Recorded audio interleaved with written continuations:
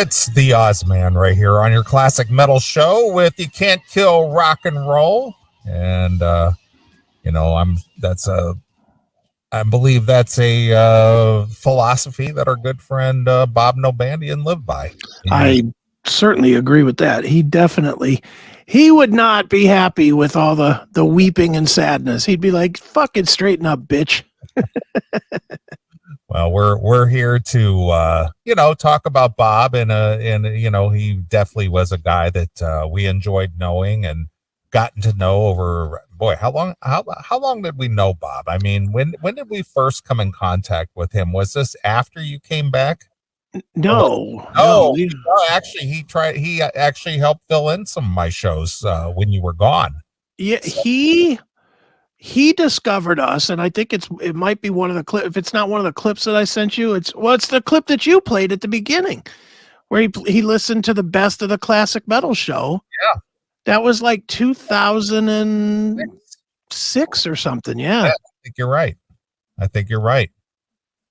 Yeah, so I mean, he's been with us for what, 15 years? Yeah.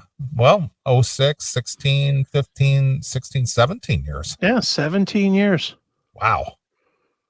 Again, with the math, we think it's a couple of years, and then we look at it, we're like, fuck, it's 2 decades. Yeah, it's really difficult to think that. Holy shit, we've been friends with Bob that long. Yeah. Well, I mean, dude, think about it. In the time that we were friends with Bob, he made, if my count is right, 9 movies. Yeah. The porn movie, Band versus Brand, all 6 of the Bay Area Godfathers, and that's 8. What was the other one? There's one more in there somewhere. I know there is.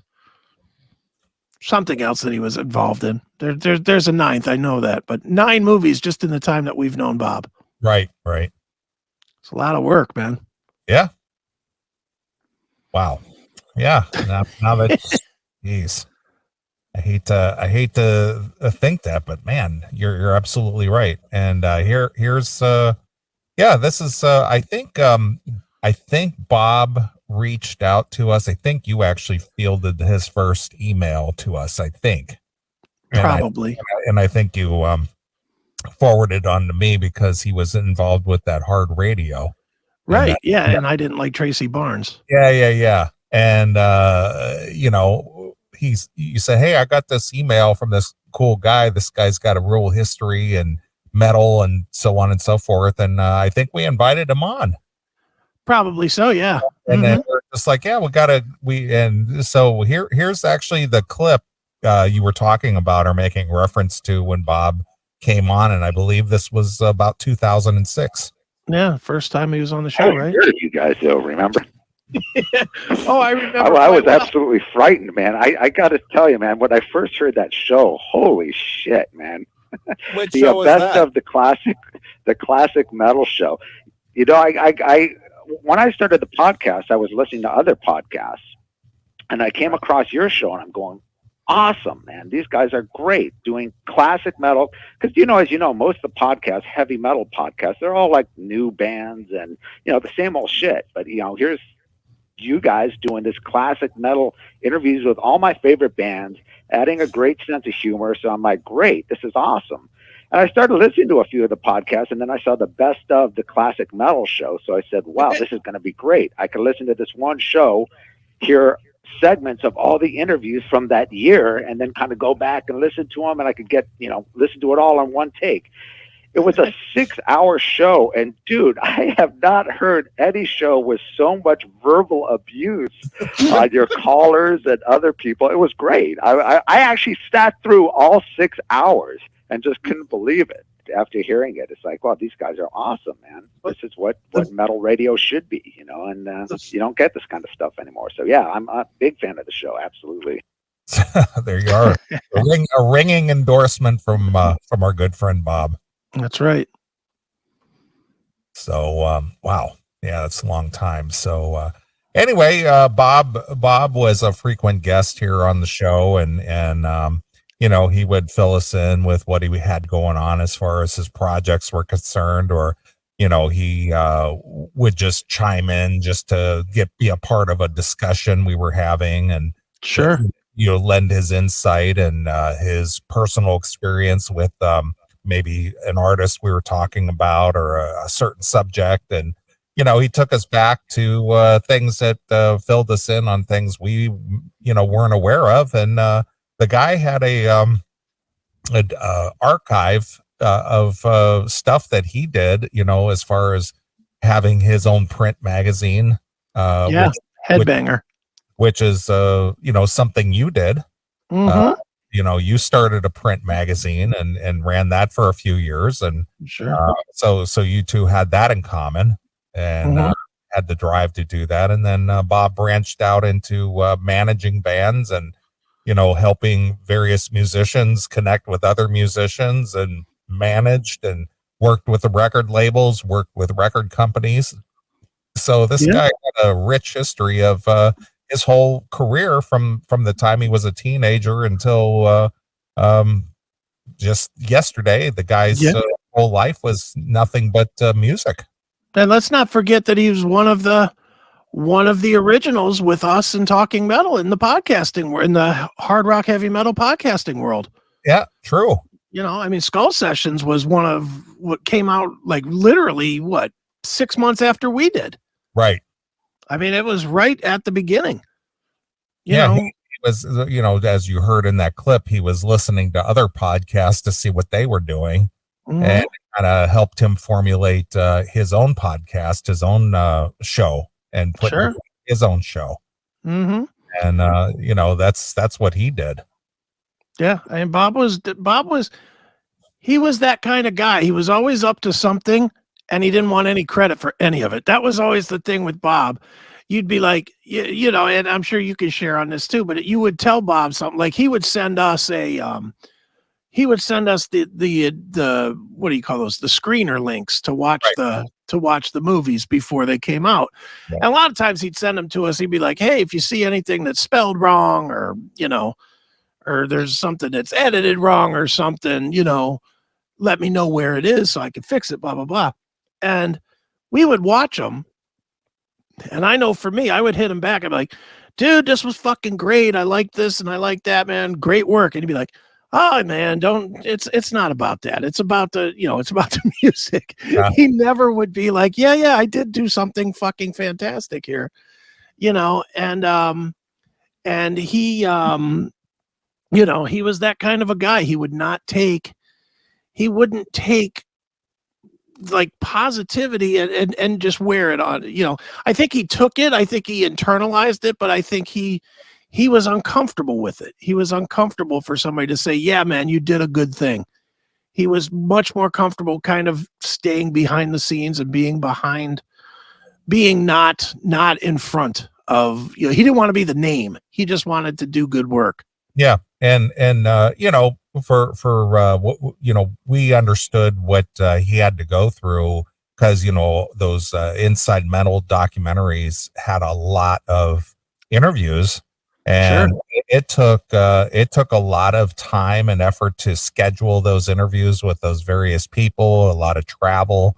He was traveling between, Southern California and Northern California. And I think he was even out to like Las Vegas and various other places to catch up with, these various people who he interviewed for these documentaries. And, it took a good close to 2 years per documentary to get them all put together and gather the material and gather the B-roll and the background footage and all that other stuff. It was a tireless effort for him to put this together. And when we would catch up with him during the filming of a documentary, he was just like, yeah, I had to spend a week in San Francisco, and then I had to travel to Las Vegas, and I was there for 3 or 4 days, and then I had to go back to Orange County.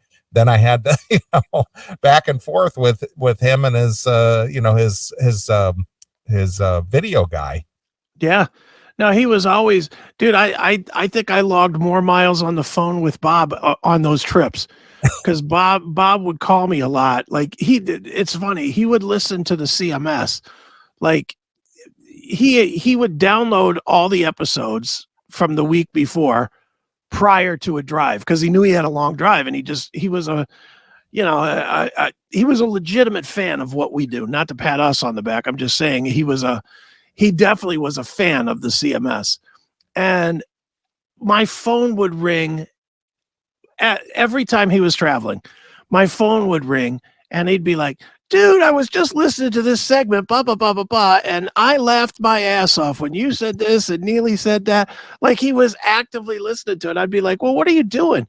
Well, I got to go down here to do this, or I got 2 interviews to do tomorrow with so-and-so, and, and then I'm going back to Northern California, or maybe I'll stay in Southern California for a week and go see my mom or something, but he was always, and I was always like, dude, you are running on fumes. He's like, man, it's just part of what I do.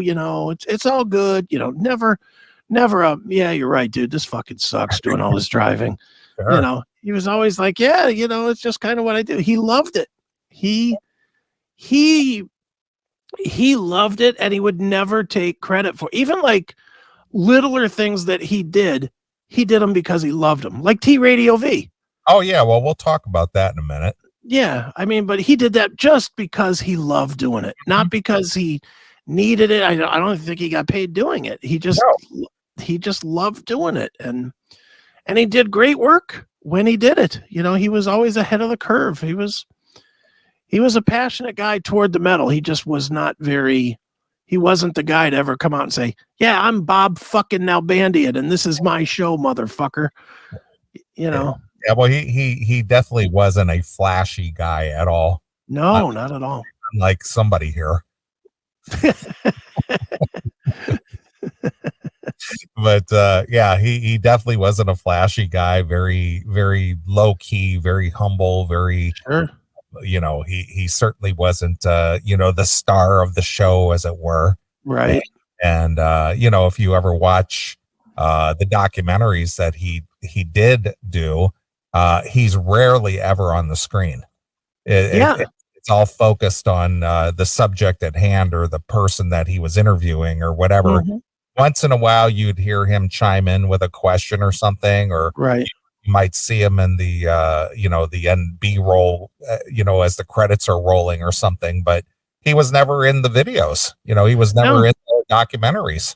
Yeah, he didn't want to be like I said earlier. I watched back today Bay Area Godfathers 1 and 2, and in combined, he's in for one scene. He's actually in one scene, mm-hmm. and that the only time he's in any of the scenes is when he was sitting there with Jason Becker, and he was sitting next to Jason Becker's mom, wife, girlfriend. I don't know who that girl is, the translator girl. Uh-huh. And that was the only time Bob was sitting there. And then there was one other time when he was talking to Marty Friedman, and Friedman and him got talking a little bit. Friedman was talking about some gig that some fans drove him to. And they were talking about when Bob, and he just pointed at him. He goes, and you set me up with this gig, and it was like the only time that Bob was like referenced in the whole 2 videos, 3 hours of video. Right. Exactly. He just was that guy. He did not want the attention. He just wanted the work. He wanted the craft. Yeah. And that he did. And, speaking of the documentaries in the first few documentaries, the Inside Metal documentaries, even though you and I didn't contribute or appear in any of them, he always put us in the credits. Yeah. Yeah. He told me, because I asked him about that, and I'm sure you probably did too, but I asked him, I said, dude, why are we in this? We didn't do anything. And he was like, dude, you guys promote my stuff better than anybody does. So, and he was literally giving us credit just for having him on the show. And we would have had him on, just like we would have anybody on the show that's doing something cool, if they're doing something cool and something about rock and metal, we would have had anybody on, but we had Bob on a lot. Dude, it's crazy. I did a quick search on our channel, on the CMS channel on YouTube. Mm-hmm. 34 episodes. Yeah, I believe that. Yeah, I mean, that's an astronomical amount of appearances. Mm-hmm. I mean, that's That's a lot of appearances. I mean, and figure each one of those is an hour.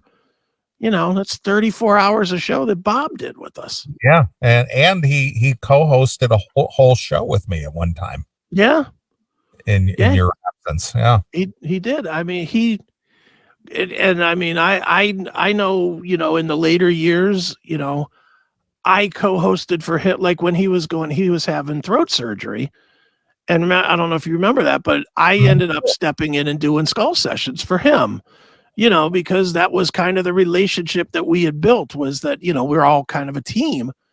We were a team together. And I mean, honestly, I don't know how many people know this, but that Bob is the reason there is a CMS network. It started as, we were doing our thing, Bob was doing his thing, and we were both just promoting each other's episodes every week. Bob would put out an episode and me or you would say, hey, don't forget, check out Skull Sessions this week. Bob's talking to, John Bush or whoever he was talking to. And Bob would do the same thing with us on his show. He'd be like, yeah, I was watching the Classic Metal Show. Make sure you check it out, theclassicmetalshow.com. He'd be plugging us. And I just said to him one day, I said, why don't we just fucking work together on this shit? Why don't we just form a network? And the network was formed. It was Skull Sessions, Classic Metal Show, and that was right at the time Matt and I were starting Aftershocks. And Matt was also the co-host of Skull Sessions. Right. So it really was just our little couple of few shows that we were doing that led to, now I'm turning it into my full-time job. Right. And that came out of Bob. That was, I can't say enough strong things about Bob and about, his contributions. His contributions never were, hey, I'm Bob Nalbandian. They were always behind the scenes. Yeah, they were always behind the scenes and quiet. And, it's a true testament to him that, like, I don't know if you saw, did you see any of the celebrities that posted about him? Yeah. I saw on Blabbermouth and, on Brave Words and stuff. Yeah. I mean, Dave Mustaine basically said, you guys got Rust in Peace because of this guy. That's basically what he said on his Facebook today. Mm-hmm. And what a compliment. What a compliment to say, I met Marty Friedman because of Bob Nalbandian. Right, exactly. I mean, wow. Some of the greatest metal. I mean, whether people agree or not, I think most people agree that Rust in Peace is a top 5 metal album of all time. Absolutely. That comes from at least some effort from Bob Nalbandian. Right. Metallica. How many, Lars Ulrich posting about Bob Nalbandian today. Obviously a player in that realm, in the early days of their scene. I mean, it's like, holy smokes, this guy was, at least played a part in so much of the music that we listened to, and he never was out front about it. He was always behind the scenes and quiet about it. And it's good to see that everybody is expressing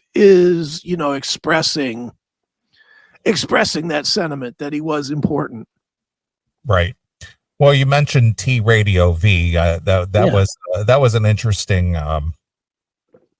project that Bob's friend had, invested this money into this, for lack of a better term, internet television studio. Sure. And I was invited. We were all invited to go out to the screenings of the Inside Metal, right? And I did make the trip out to go to a couple of the screenings. Sure. And they had it in this small theater that was an old time theater in West Hollywood, or North Hollywood rather, I believe.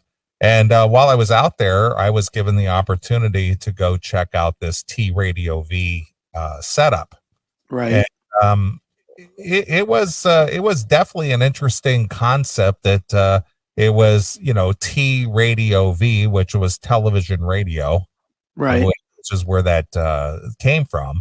And Bob, out off of the back of the Inside Metal video series, he decided to do an Inside Metal television show that aired, I believe, on Mondays, if I'm not mistaken. It did, yeah. Mm-hmm.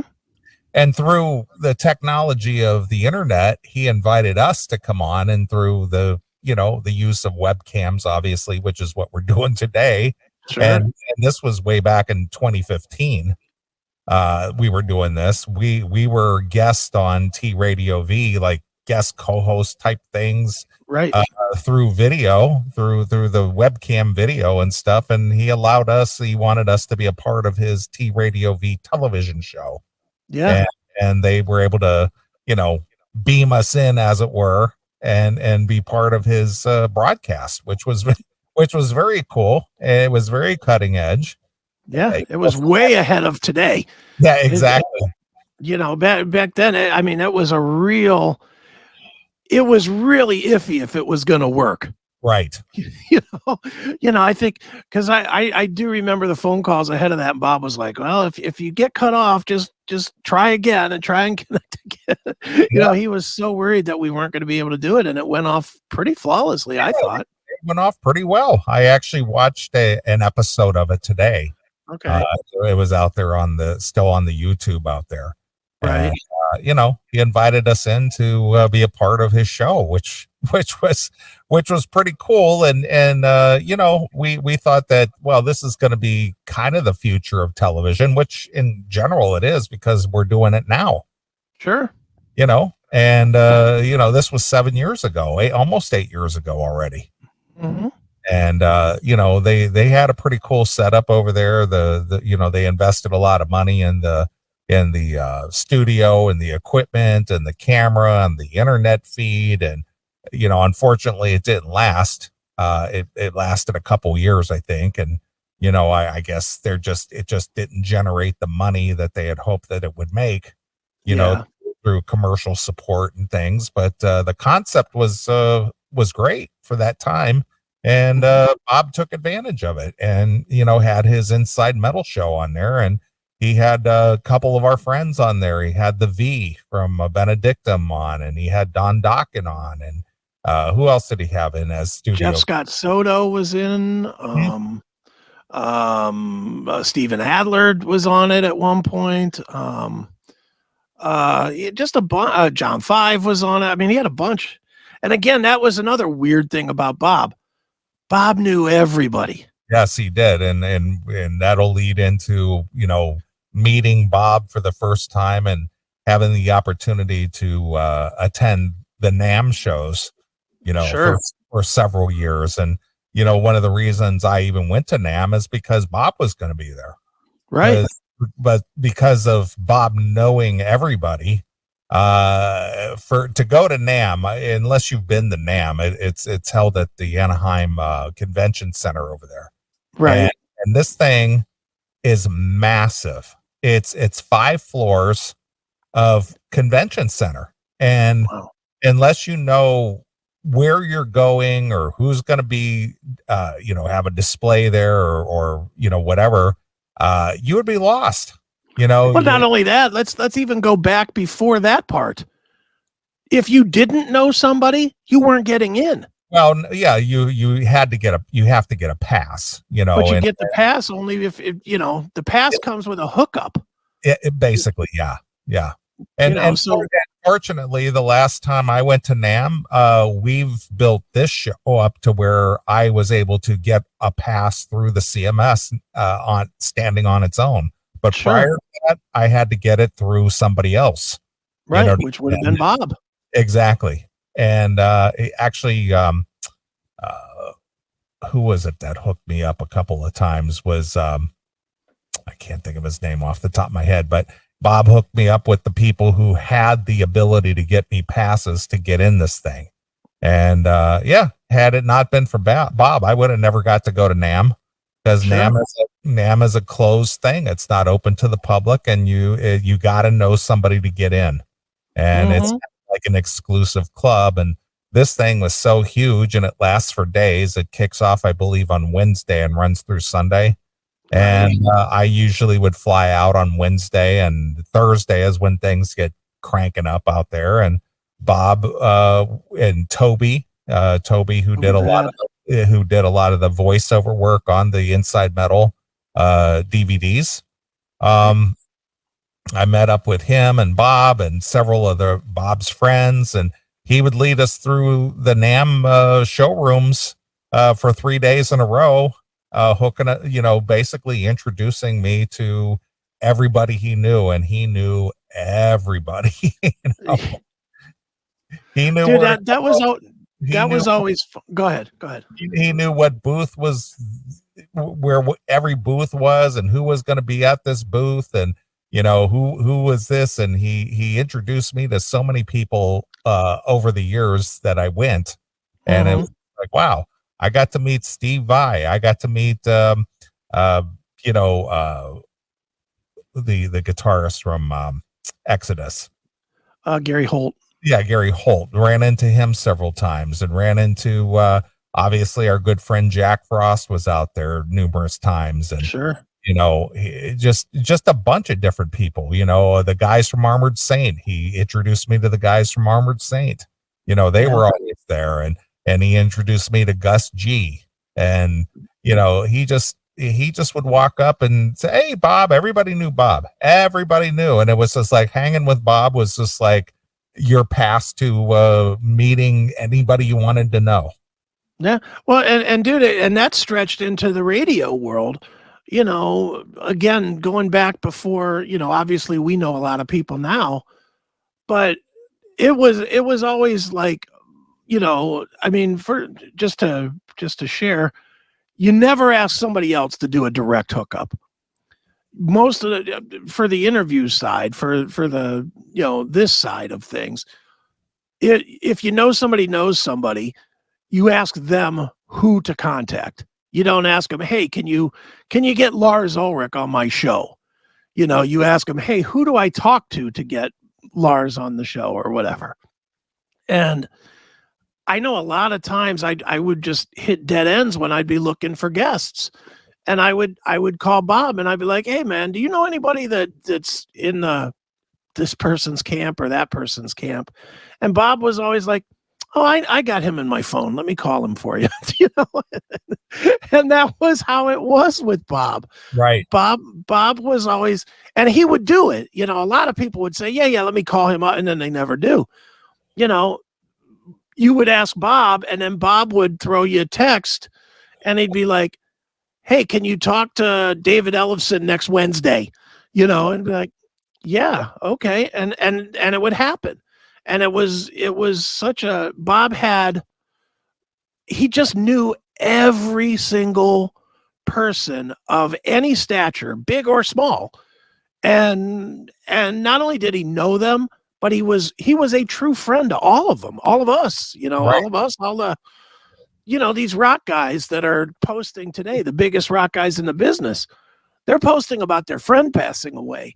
They're not posting about, "Hey, here's a manager guy that we knew." They're posting deep feeling that everybody knew Bob. Right. Everybody. It's crazy.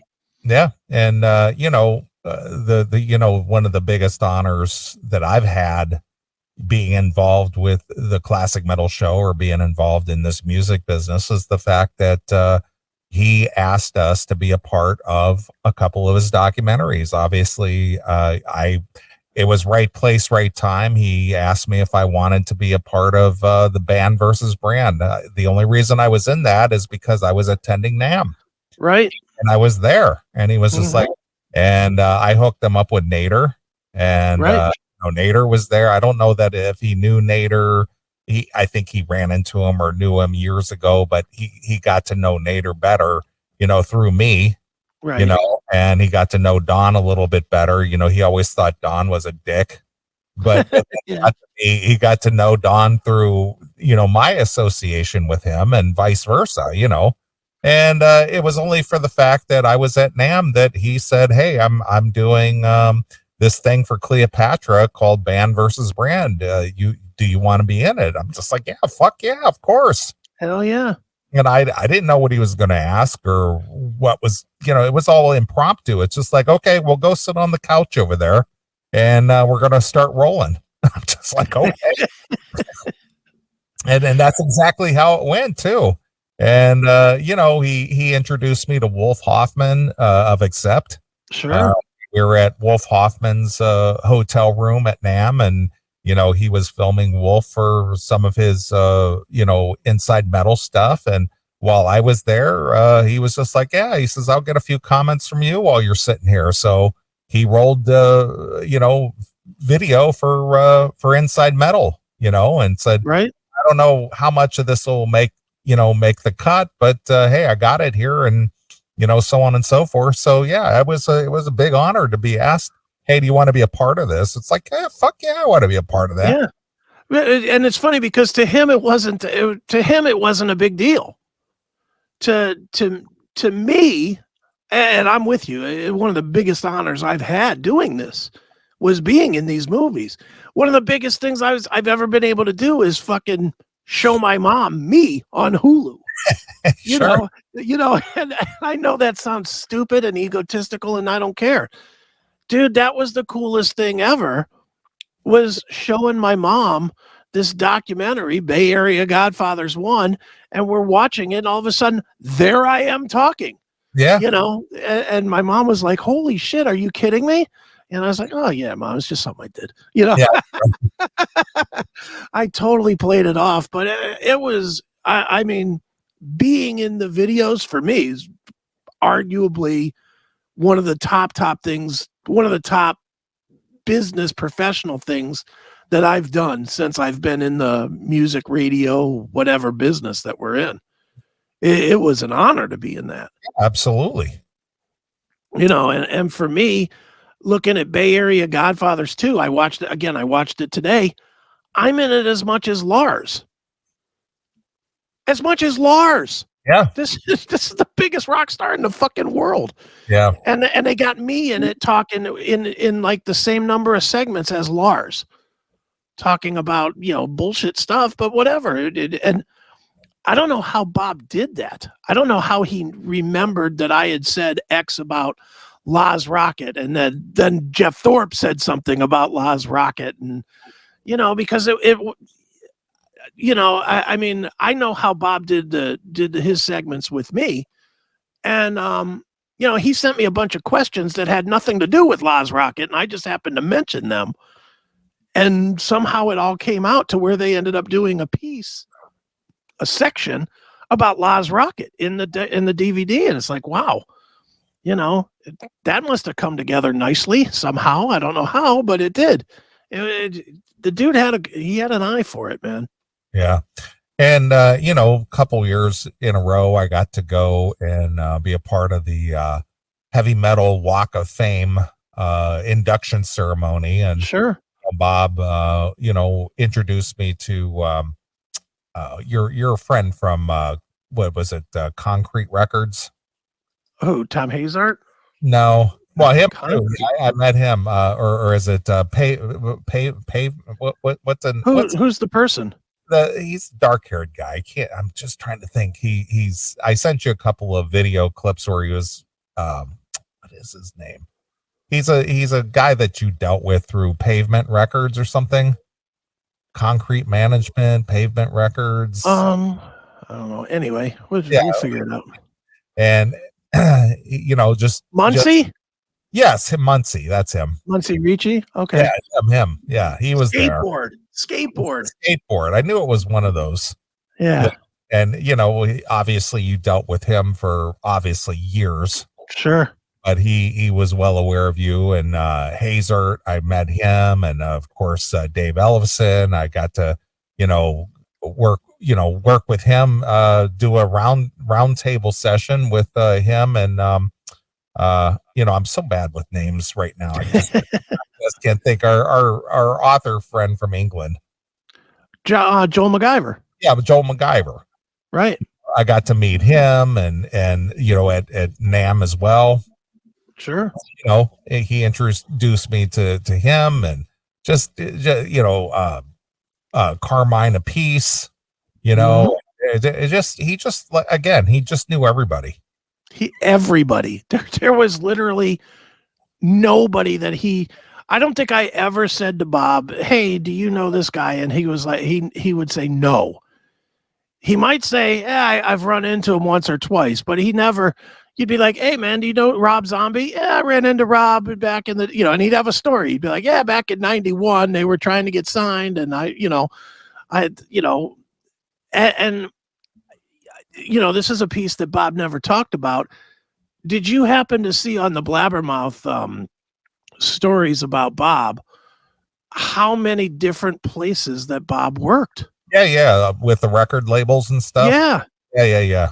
Bob was involved with literally every independent label that went on to do something. He literally was involved with all of them. And I think that's probably where Bob made so many of his connections was, every band came through all those places and probably ran into Bob 2 or 3 times. Right. But definitely a different kind of character, man. Somebody I've never known anybody like Bob. Yeah. Well, and the thing is Bob was not well off at all. No. The guy lived, hand to mouth a lot of the time. He didn't make a lot of money. He just did what he did because he loved it. Mm-hmm. And money and owning homes and fancy cars and all this other stuff that never seemed to be a priority with him. Yeah. He just did what he did and did what he did to get by, and that was good with him. He didn't care. Yeah, he didn't. He never, he used, it's funny because he used to hound us about monetizing the show. He hounded both on the air and off the air. I don't know if he did it to you off the air. I don't know why you guys don't do like a Patreon, and I don't know why you don't let the fans like donate money and this, that, and the other. Yeah. And I used to say the same thing back then. I was like, "Well, why don't you do it?" He's like, "Well, we got a PayPal link." And I was like, "Dude, he had a PayPal link on his website that he never mentioned." Right. It was like he wasn't doing it either, but he thought that we should be doing it. But it wasn't important to him. Right.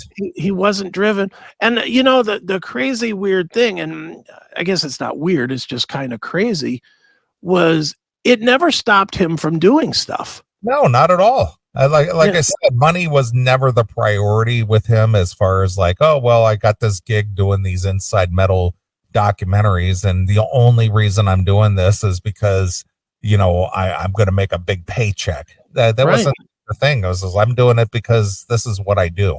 Yeah. But what I'm saying is whenever something cool was coming up, somebody would take care of him because he had built those kind of relationships with his friends, with his people, as recently as a year ago, when he went to the Metallica show. Right. Didn't Jonas Åkerlund just take those guys and put them in a limousine well, he did. And Jonas took care of me and Bob and we went to dinner with Jonas, and we went to Morton's Steakhouse. And he picked up the bill and the whole thing. I was more than prepared to put down the money and whatever. And Jonas is like, no, I got this, fellas. And I was like, shit, Jonas is buying us dinner. Yeah, it's but not for like people I couldn't afford it, but regardless of that, it's just like I didn't expect that. Well, no, but I mean, and I don't think Bob expected that ever either. No, it just always sort of worked out that way, that Jonas would do this, or, if I'm not mistaken, the Metallica guys flew him out for the 40th anniversary shows. And, he always, he made such an indelible mark on the people that he was loyal to for his whole life that they took care of him once they became, something. And so many of them became something that he bought a lot of goodwill. Yeah. Sure. And people were more than happy to give it back to him, which is a true testament to anybody as a man. Right. If people are lining up to do good things for you. Right. That really says something about who you were. Yeah. Well, our friend, lawn friend, he for some reason, unfortunately, didn't enjoy that same accolades from people he helped through the years with Rip Sure. Magazine and stuff. We Mhm. heard stories that I helped this band, I promoted that band, I did this, I did that. These guys won't even take my phone call. Yeah. You know, Yeah. Well, but it wasn't that way with Bob at all. never heard anything like that from Bob ever. Mm-mm. So anyway, you pulled some random clips here. I did. Of Bob appearing on the CMS, and Bob always had a great sense of humor, and we were always busting balls and back and forth and just cutting up and joking, and it was always he had a great sense of humor about him. He liked what we did because of our unabashed viewpoints and Mhm. our attitude that, well, we've got nothing to lose. Yeah, and Bob was like so many of our listeners that have told us, and Bob told me this. I don't know, he probably told you this too. But Bob always said, "You guys say the things that I just can't say." I know. And he said that. He goes, "I wish I could do that, but I can't because I want to come back again." Yeah. And it's just like, in other words, what Bob was saying in modern vernacular is, I don't want to get canceled. Exactly. And you and we do okay in our professional careers, that if we don't get that next interview with whomever it would be or whatever because of something we said, we're just like, yeah, who cares? Yeah. So what? Yeah. Exactly. All right. Well, you selected 4 different clips here, which are kind of funny. I listened to these earlier and I go, oh yeah, I remember that. That's pretty funny. Sure. So let's check out a couple of things here that Okay. Chris pulled for the show. And this one here is when Bob is promoting his T Radio V gig. Right. All right, here we go. To 4 p.m. Pacific Standard Time. It'll be streaming live on TRadioV.com. And then after that, later that night, they usually put it together as where you could just stream it live at any time on demand. So it's pretty cool. I had, John Bush was my first guest a couple weeks ago. And then last Tuesday, I had Bernie K from Sound Barrier and Willie Bass from Black Sheep, both as guests. And this coming Tuesday, Mr. Dawkins will be a guest on the show. Yeah, he's going to be. I have the invite to both Chris and Neeley. Anytime they're in LA on the Tuesday, they want to come down, be a part of the show. Open invitation. Nice. Oh, you'll be canceled long before we make it. I think that might happen. You'll be canceled long before that happens. Oh, that was good. Yeah. Now this next clip is probably one of the funniest clips. Okay. Of when you had posted the segment that Bob was on, Yeah. and you named it Bob Likes 10-year-old boys. Right. Mm-hmm. So here's Bob talking about one of his relatives Googling his name and coming across this and thinking that he was like Gary Glitter or something. Right. She happens to Google my name. Wants to see the stuff I've done. She's interested. She's looking, wow, okay, cool. He's done, Inside Metal DVD, interview with Lars and blah, blah, blah, and, all these interviews and stuff. And then she's going down, and all of a sudden on the Google page, Bob Nalbandian likes 10-year-old boys.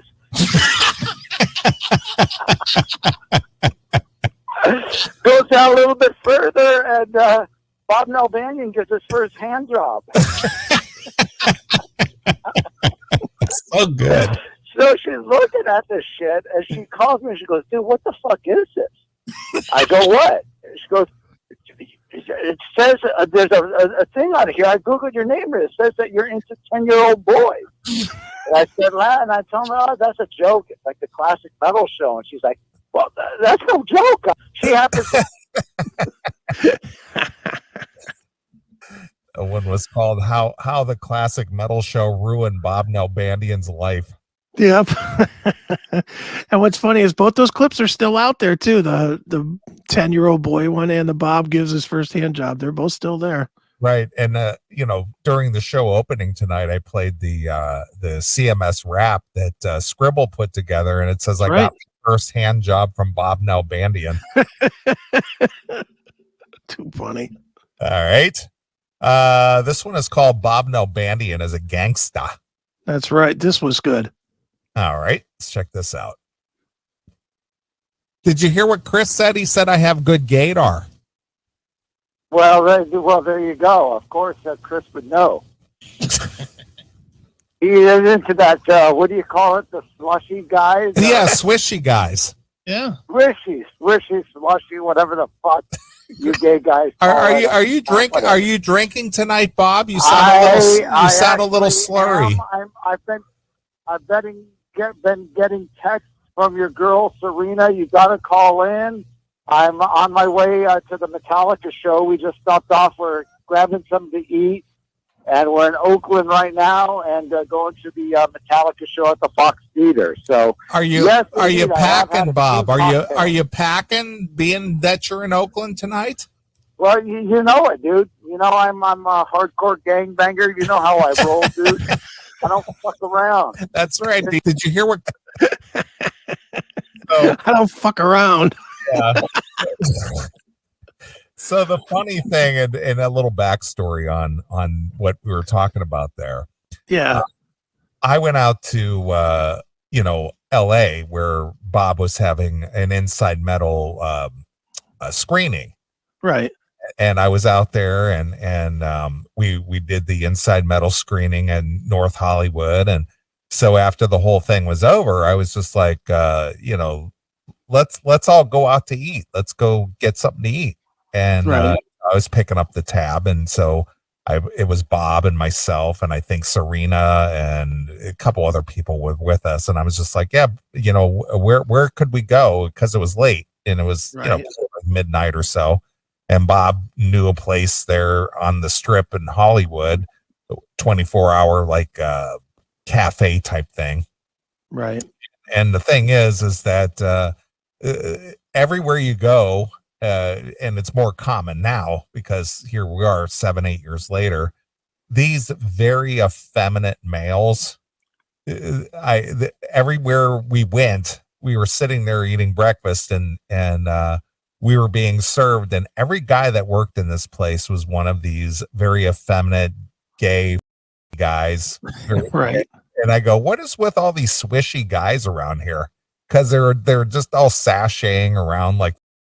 and he goes, I never even paid any attention to that, because Bob lived in that area all his life. Right. So that just became like the norm. But me being from the Midwest, I mean, if you see a guy that acts kind of fruity like that, you don't, you're just kind of like, oh, what's with that, Right. And I mean, you see more of them now, but then it was just like these fucking dudes were everywhere, you know? And so that's where the whole swishy guy came from, the swishy guys. Right. So he thought that was the funniest damn thing, is when I said, what's up with these swishy guys? Swishing, just sashaying around and, serving you at all these restaurants and things. It's like, ugh, okay. Right. He just thought that was the funniest damn thing.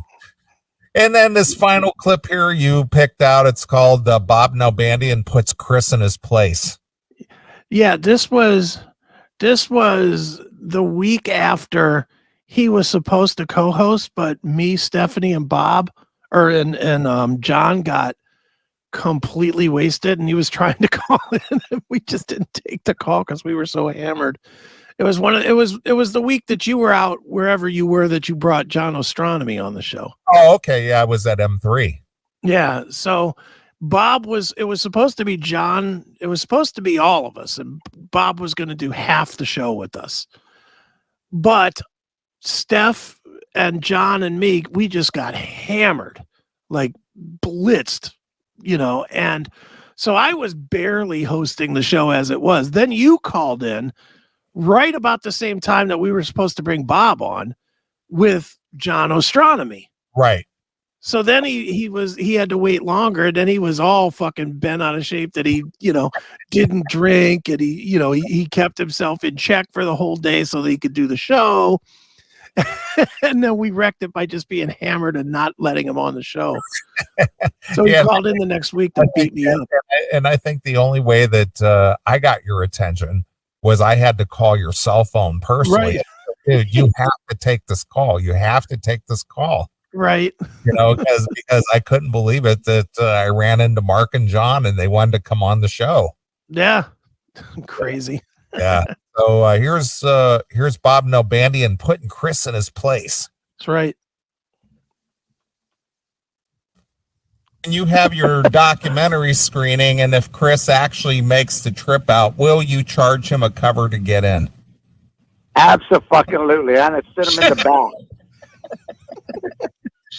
back. Anyway, I just felt the need to give you guys shit about that. Well, you should, as you should, Bob. That wasn't right. I could have been knee deep in pussy last week, but instead I was stroking my cock to listening to you, John and Stephanie, and John Astronomy. Equal Bob, trade there.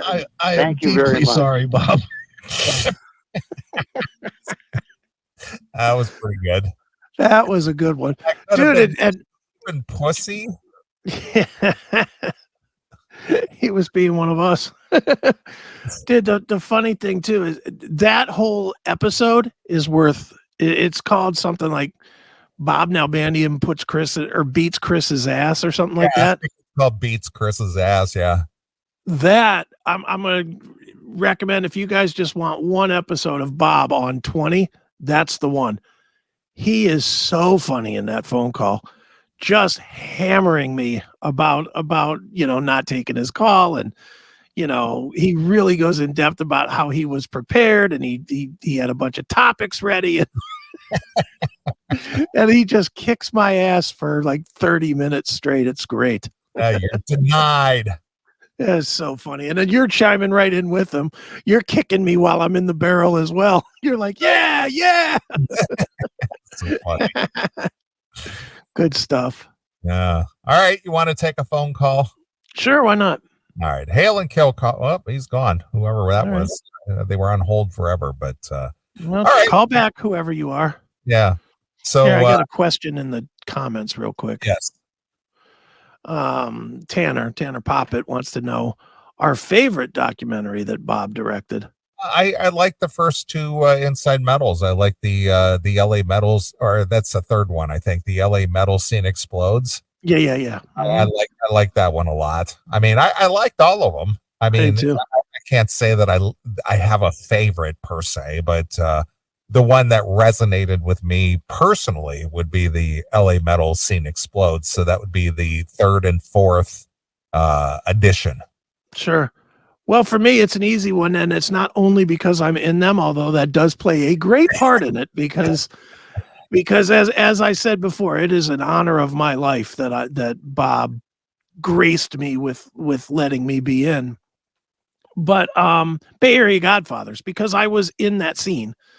I was stationed in the military at that time, and I was a part of that scene, and I remembered a lot of the stuff that people had said and stuff like that. So for me, it would be the Bay Area Godfathers. Yeah. Well, obviously I could pick Band versus Brand, which is another one that I enjoyed quite a bit. There was a lot of different interviews. I was in that one pretty significantly. And, they did a screener for that prior to the, the Metal Walk of Fame induction ceremony. But that's another good one. But if you want me to pick my favorite, it would be the LA Metal Scene Explodes. I enjoyed those two, back-to-back episodes. Yeah, they're all really, really good. And just one more quick point I wanted to make about Bob too, about how this guy always took care of everybody. In the Bay Area Godfathers, in the credits, and I just noticed it today, and I didn't even realize it, or maybe I did and I forgot. He credited our friend Rob Kern. Oh yeah, right. For being the videographer for you. Yeah, and Rob invited me out to his house because he had a cool place to shoot it. Right. So he invited me out to his house just to shoot my questions, and Bob sent me my questions, and that was like the nicest thing that Bob reached out to me and was like, who did your video work? And I told him, and he was like, okay, and he didn't say nothing about it, and then it just showed up in the credits that Rob Kern was in the credits of both movies. I was like, that's a fucking stand-up guy. You know, he didn't have to do that, but he did. And that was very stand-up of Bob to have consideration for somebody that he clearly did not know at all, but he still took the time to give him credit, you know?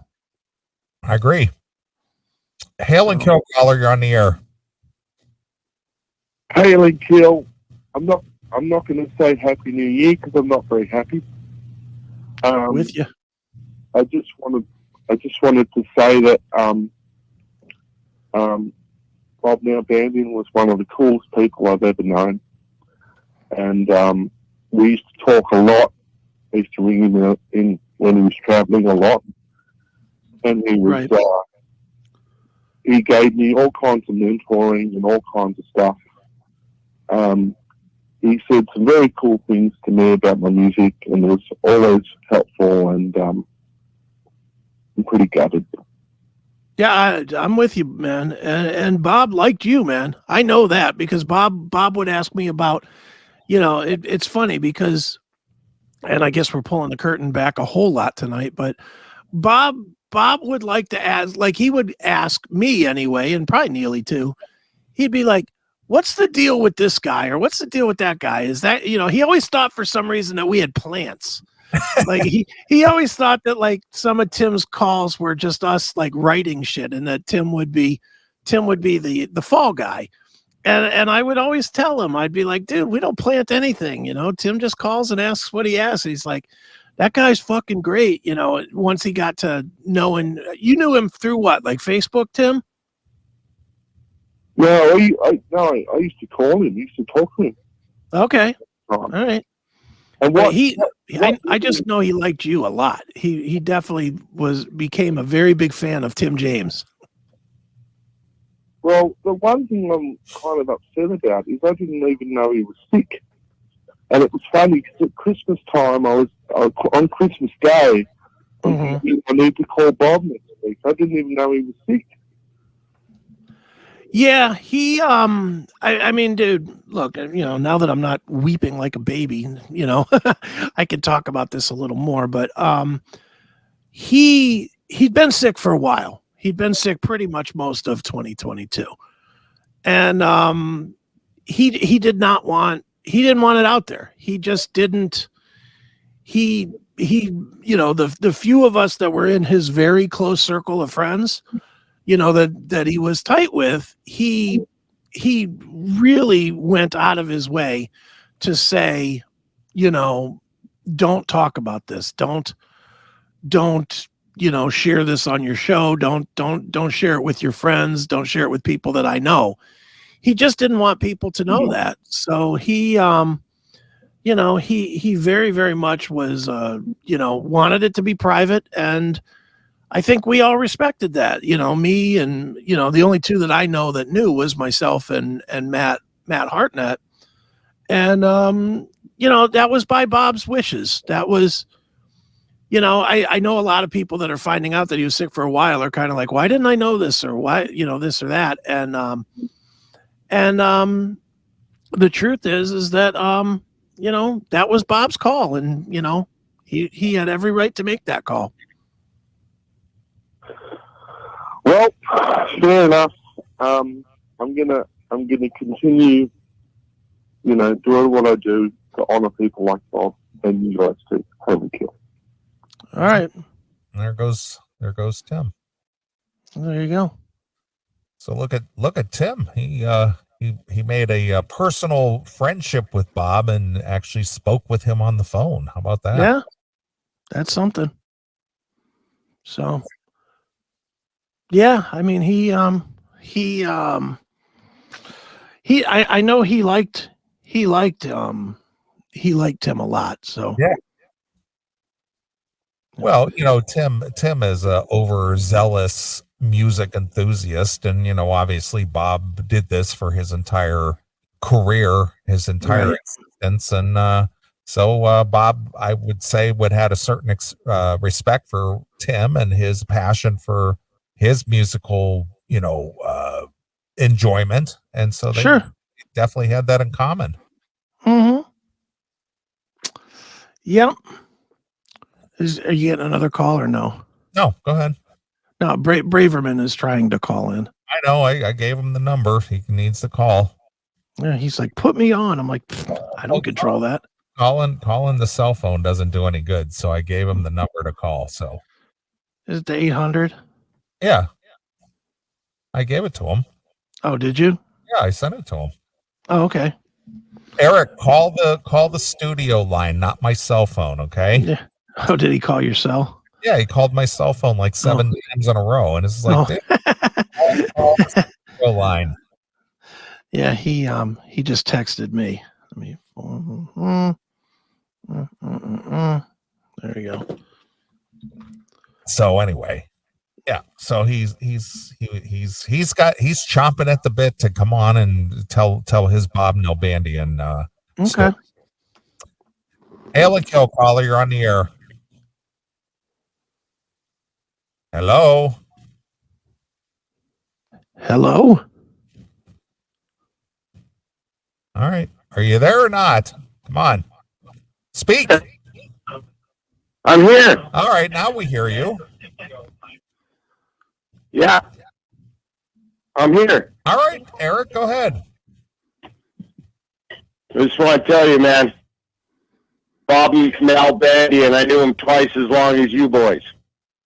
And where did you meet Bob originally, Eric? At a heavy metal concert in Los Angeles, California. When? Well, it was before you were born. It was probably like 1986. Okay. And what was the circumstances you ran into Bob, and how did you, get to know him, and why did you get to know him? Well, he's the anti-EB.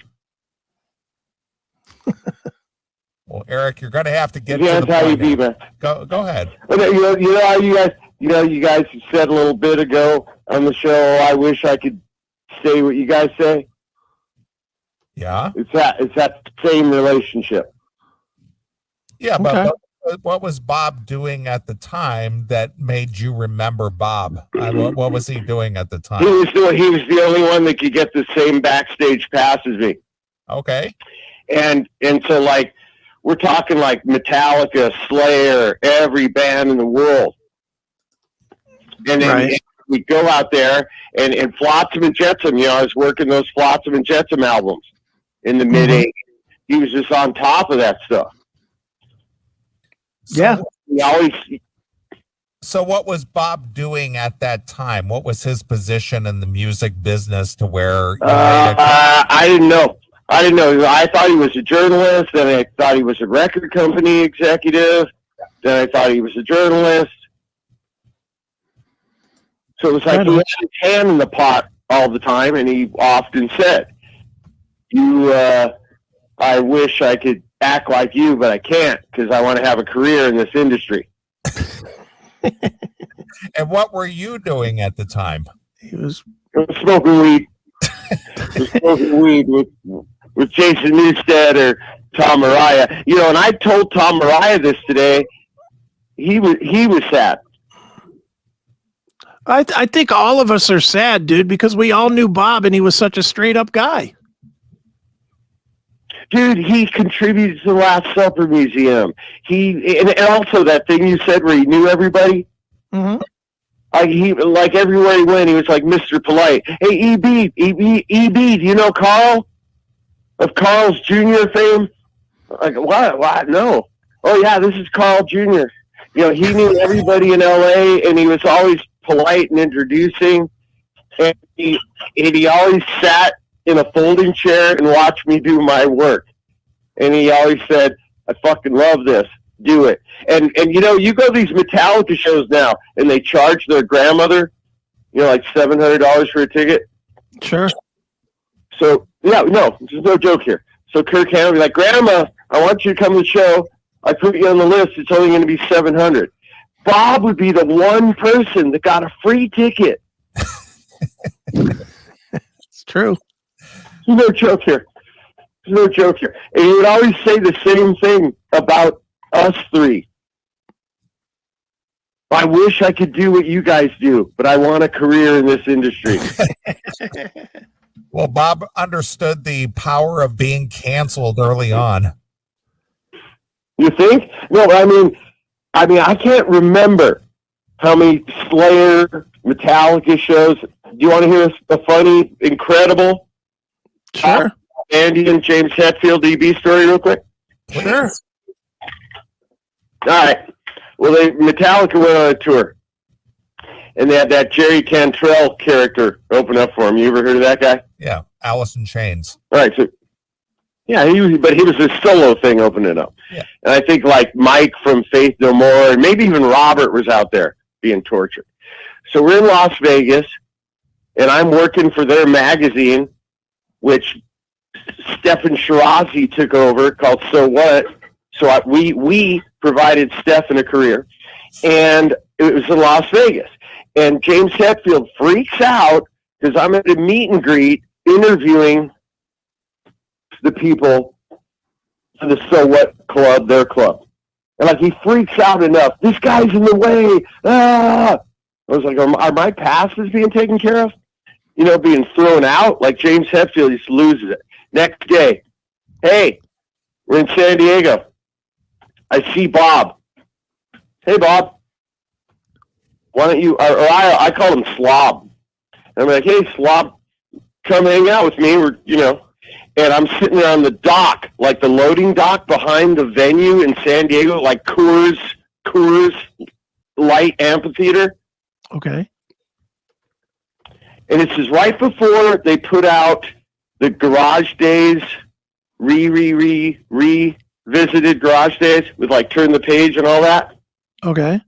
So they're going in the studio the next day. So I'm outside. I can't remember if I know I was smoking weed, and I think I had my left hand around someone's neck, and Bob was sitting there saying, please stop. And then James Hetfield comes walking up like, we got to go. We got to jump behind these trucks and buses because if James sees us, we're done.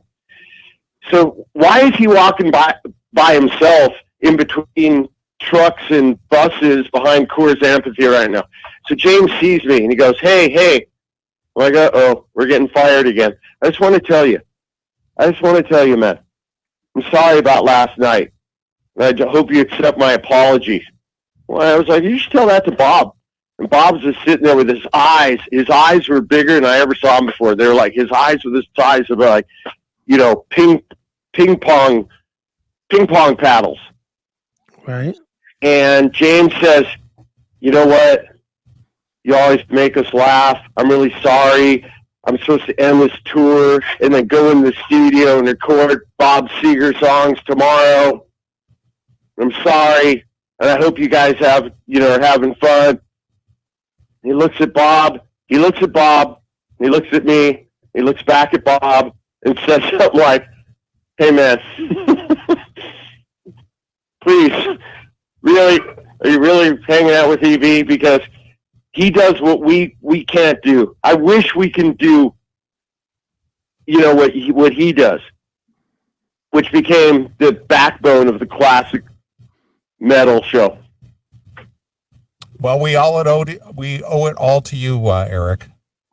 No, not to me. No fucking hell. That's me. I don't know what year that is, but just that story. But sometimes my family's together having like Christmas holidays, like, just like Bob says, we'd like to be like you, but we have to have a life. So I just want to say that Bob helped me. Also, he knew a famous artist that he was a roommate with named Howard Teeman. You go on his website, he has the sickest art, and many of his art has been sold at every smoke shop or head shop in the United States. And he made a serial killer Last Supper. And Bob made sure that me and Howard got together so Howard could sign that for me and write me a note about the history behind it. And like that, like this is like this year. Okay. Very cool. That's pretty. No, Bob was a ridiculous champion. And that thing about you saying he knew everybody, Chris, that's an understatement. It's an understatement. Because we would just go to Carl's Jr. And he's like, hey, Melissa, do you know EB? EB's hilarious. I'm like, what? And then later, we'd be at the Arco. We had to get gas at the Arco. Hey, you guys know EB? Crazy shit. Another night was Slayer performed at Universal Amphitheater. And after the show, there was a big meet and greet thing. And I go in there and I see Bob and I start just telling him how much of a homo he is and all that, And Paul Gray, you ever heard of Paul Gray? Slipknot Paul Gray? Yeah, he's sitting next to Bob. And he's going, I want to be in your Slayer videos. And I will pay you to fly to Iowa and interview us. And I'm like, Bob, help this boy. Help this boy whose brain's playing tricks on him right now. And Bob's like, yeah, I don't know if you want to be in Iowa. But these are good timey stories. Sure. So anyway, he really, really, really cared about you guys. And I believe that he didn't tell me he was sick, like 5 weeks ago, was because he knew I would be showing up with pizzas and Coca-Colas and Canadian Club and maybe my family, my motorhome, Snake, my dog. Bob, you got 5 weeks to live. We're going to fucking Lars's house right now. And he'd be like, well, we can't just go. We're going to Lars's now. Get the fuck out of the bed. I think that's why, but I think that I really appreciate you guys talking about him tonight. Cool. I really appreciate you guys talking about him tonight. Like you said, you cry. I cried hard. I'm an easy cry guy. If I watch the end of Scarface or Patton or Wendell Neely love letters between him and the gals, I cry. I cry, and I just am so upended by that. Me and Tom Araya work together every day, and Bob loves Slayer. Mm-hmm. No, he loves Slayer, man. Oh, yeah, he did. And he was he's so messed up that he thought that I became a connection to Slayer for him. That's how fucked up this dude was in my life. Hey, EB, like, they did those, they retired, at the Forum, 2 nights at the Forum. Right. And Bob's like, what time are you coming in for those? I'm like, I'm not going to those shows, you bastard. I'm retired. And Tom's retired. He's like, you're not going to go to the last... I'm like, well, Robert Trujillo, Kirk Hammett. Did you know Kirk Hammett shroomed? Listen, classic metal show. Listen to this. Kirk Hammett went to the last Slayer show and shroomed. Nice. It's no joke here. So, anyway... Just thanks a lot, you guys, and it's a tremendous salute to Bob. And he was the anti-EB. Yep, Bob was a good dude. He treated people so well, and every time I was turning over like a table, drinks and the food and the table, and just throwing the table or throwing a TV out the 3rd-story window. He would always be like, dude, EB, why? Stop. I'm like, I don't even live in Los Angeles. You're supposed to be throwing the TV out. No joke here. Are you okay, Wendell? I'm good, Eric. I just Well, I just didn't know if you were doing nitrous oxide. no, not today, Eric. You know, okay. Real quick, is it midnight there yet, or? It is only 10:54 Central Time, and it is 11:54 Eastern Time, where Chris is. Oh, let me do this real quick. Let me do this real quick for Bob, if you don't mind. Do you mind? Go ahead. Go ahead. Do a quick number. All right. Should old acquaintance be forgot and never brought to mind? Should old acquaintance be forgot and the days of old lang syne? For old lang syne, my dear, for old lang syne, we'll drink a cup of kindness yet for the sake of old lang syne. And surely you will buy your cup, and I'll surely will buy mine. We'll take a cup of kindness yet for the sake of old lang syne. Thank you, Bob Nalbandian. Fucking cool dude. Happy New Year to all the classic metal fans of the world.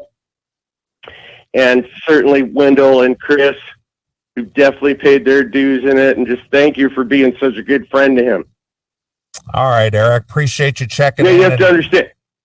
He loved you guys. Yep. We know. We're all a big family, Eric. All right. Well, I'm going to go back to, I got to go back to work. You know, I'm working the bar and I got to broom the peanut shells and the sawdust off the floor for the Cowboys. Right. And then also, you know, fire a couple rounds into the air and just thank you guys. And thanks for letting me say that for Bob. And am I allowed to request one song? Yeah, go ahead, Eric. I'll make it the song that we go out of this segment with. I love you guys. So I think for this one, and this could make some sense to some people, and Bob would understand, just go ahead and play Disposable Heroes. Seriously, no bullshit. Okay, we'll do I it. can do that. All right, Eric. I love you guys. Happy New Year, everybody. I'll talk to y'all soon. All right, see you, All Eric. right, man. See ya. Bye. All right. Well, there goes Eric. Well, here's the question. Do we hang in here for 3 minutes for the new year? Sure. There's no reason not to. Yeah, no reason not to at this point. Yeah, man. You know what, man? And maybe this is a good way to end the new year is by celebrating, you know, our friend. Right. You know, going into the new year on a good memory of a good dude. That's okay. I agree. You know, again, one of the things that I looked forward to doing in January was going to NAMM, which of course that got upended, due to the whole COVID thing. And I believe it's going to be in April this year, and then it's going to get back into January the following year. But if I attend NAMM again, it certainly isn't going to be the same. It's not going to be the same at all. It'll feel hollow. It'll definitely feel hollow. It just won't be the same without the leader of Nalbandian's Merry Men, as he led us through the halls of NAMM and greeted everybody who knew him, and he also introduced me to producer. What's his name? Today my mind is just fried. Dude, I'm with you, man. Everything's a blur today. Any other day I could think of all the names of the people that he introduced me to, and today I'm just drawing a blank. Well, dude, the reality is we're both pretty shook up. I am. I know I am. I am very, very shook up. Yeah, everything's a blur, but anyway, you met a producer guy that's famous, and we'll think of the name sometime. Roy Z. Roy Z. Okay, yeah. He introduced me to Roy Z, which was very cool, and getting to know him a little bit, and that was very cool. And who produced the Megadeth albums? Max Norman. Max Norman. He introduced me to Max Norman. Yeah. And then you got a video of Max for me, which Yeah, was awesome. I know. So even though I was away in LA and ran into these different people, I tried to bring you in. Yeah. And had it not been for Bob, I would have never got to meet those people or get to know them. And he asked me, hey Max, this is my friend Neeley. He's from the Classic Metal Show, and anybody who knew Bob, if you were a friend of Bob's, you were a friend of them. Yeah. And everybody was a friend of Bob, so so the relationships there were pretty awesome. So yeah, exactly. Anyway, so I appreciate it, Bob. Thank you. And you're going to be deeply missed. Already are, man. Already are. Just a sad time, but I'm glad that we actually did do this tonight, because as much as I didn't want to do this, originally it's been plenty cool, and it's been cool to remember some of these moments, and I'm sure we will again. That's the one thing about the show. This show is that there's so much audio out there and so many fun times that we had. I'm sure we'll revisit it from time to time. Bob doesn't just disappear. No, he'll be with us forever. He's a permanent fixture on the CMS. I agree. Very much a permanent forever, as much as me or you. At least in my mind, he's a permanent piece of the Classic Metal Show. So Godspeed, my friend. Gonna miss you. I agree. Well, if you're on the East Coast, Happy New Year, everyone. Yeehaw. So it's 2023. Okay, good. I still have an hour in 2022, so I'm going to suffer for another. You have another hour of shitty year to go. Well, you can bask in the anew. Yeah, I can start getting past this bullshit year. Right. All right. Well, we'll play Eric's request here. Some Metallica with Disposable Heroes. We'll dedicate it to our friend Bob Nalbandian, and we'll come back and maybe do another hour. Can you hang in? Yeah, I'm fine. I'm all right now. Now I got a little buzz going. I'm good. All right. Well, to Bob Nalbandian, one of the best ever. A tragic loss in 2022, and well, here it is, Bob. This is from your friend Eric Braverman, and for all the fans of heavy metal and hard rock around the world, it's Metallica with the Disposable Heroes exclusively here on your Classic Metal Show. Thanks for checking out this episode of The Classic Metal Show. Get all of our episodes uncensored at www.theclassicmetalshow.com. Join us weekly from 9 p.m. till 3 a.m. Eastern at www.cmsradio.net. Participate in the live chat room at www.chatandkill.com. Once again, thank you for checking out The Classic Metal Show with Neeley and Chris. Hail and kill, fuck you, pal, and hand job!